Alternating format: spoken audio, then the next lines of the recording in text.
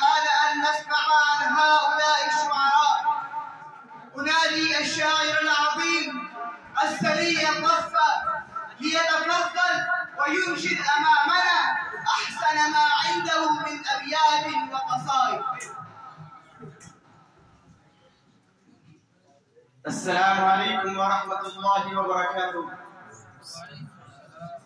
يا سيد الشهر العظيم، هل تسمح لي أن أقدم أمامكم من الأشعار شيئا؟ نعم تقدم. أحبال مجدك في العلب سداء، يوم أغر وشيمة غراء، أصبحت على الناس جنة سؤدد والناس بعدك كلهم أكفاء. أيمينك البحر الخصم إذا خرج أمواجه أم صبرك الذهباء. الخط ناشي من الليالي كننا والبأس هي شدة ورخاء. نسب أضاع عمره في ربحة كالسم فيه تربع وضياء.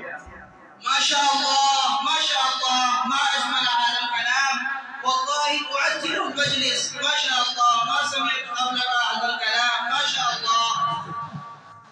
وبعد ذلك أنادي السائل الشهيد ابن نباتة السعدي، هو أن يأتي إلى الملك وينشد الشعر في أسلوب جيد.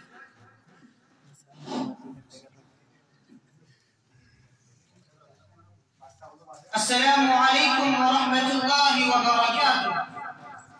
أيها الملك، زادكم الله شرفا وكرامة وعظمة وهيبة، أن تسمح لي أن أقدم أمامكم الأشعار البديعية. نعم لك إجازة أن تتشرف. شكرا جزيلا. يا أيها الملك الذي أخلاقه من خلقه ورواؤه من رائه، قد جاءنا الضر الذي أهديته هاديه يعمل أرضه بسمائه. ما كانت النيران يكمن حرها لو كانت النيران بعض ذكائه. لا تعلم الألحاظ في أعقابه إلا إذا ترقفت من علمائه.